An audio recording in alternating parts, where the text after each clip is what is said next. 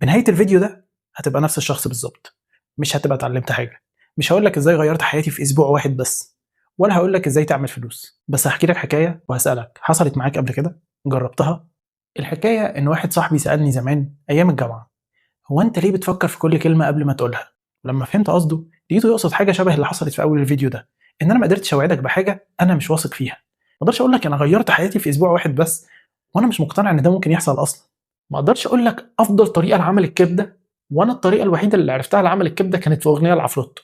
والمهم واللي عشانه بحكي لك الحكايه نفسها وبسالك حصلت معاك قبل كده، اني لما خدت بالي من الصفه دي سالت نفسي هي ابتدت معايا منين، وعملت زوم اوت على حياتي وبدات ابص على مراحل قبل كده، بدات ابص على زمان، على ايام الطفوله، لحد ما عرفت السبب ورا الصفه دي.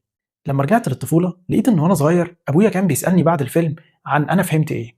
كان بيقعد يشرح لي عن الكلام اللي بيتقال، مش بيحسسني انه كلام وخلاص. كان بيقعد يشرح لي هو مين عمل واللي عمله ده معناه ايه، حتى الحاجات الضمنيه اللي كانت بتتفهم من سياق الكلام واللي ممكن كانت تبين حاجات كبار ما تتفهمش كان بيشرحها لي.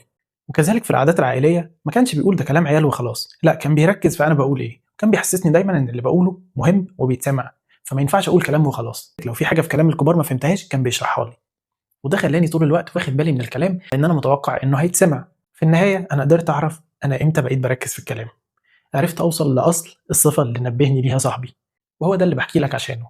وهسالك حصلت معاك قبل كده؟ جربتها انك تاخد بالك من صفه فيك او في حد وتقدر تراجع كل اللي حصل لحد ما توصل لسرها؟ لو حصلت معاك قبل كده احكي لي حصلت معاك في ايه.